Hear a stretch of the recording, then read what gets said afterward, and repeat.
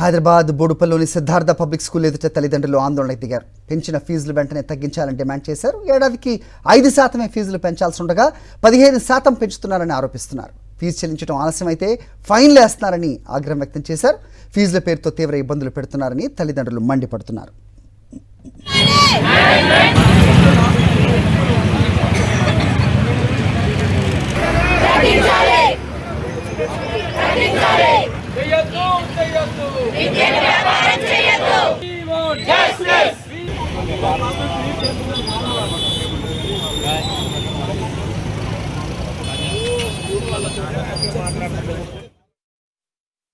ఏంటంటే 5% మాకు పెంచుతామని స్టార్టింగ్లో చెప్పిండ్రు, కానీ దాని ప్రకారం పెరగట్లేదు.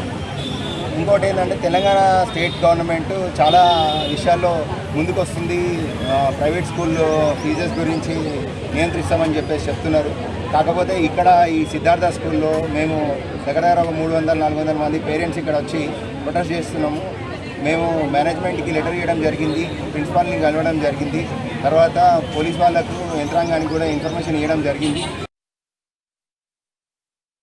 జాయిన్ చేసినప్పుడు డొనేషన్ కట్టాము 25,000.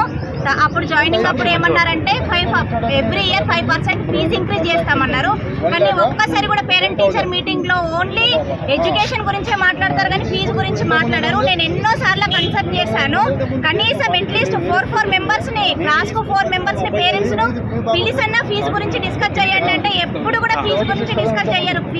పేరెంట్స్ తోటి వాళ్ళ ఇష్టం ఉన్నట్లు పెంచుతారు. ఎవ్రీ ఇయర్ 15 to 20% హైక్ చేస్తున్నారండి.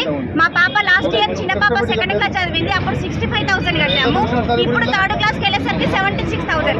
ఒక్క పాపకే 11,000. లాస్ట్ ఇయర్ 2nd పాప 6th క్లాస్ చదివినప్పుడు 77,500. ఇప్పుడు ఏకంగా 7th క్లాస్కి వచ్చేసరికి 88,500.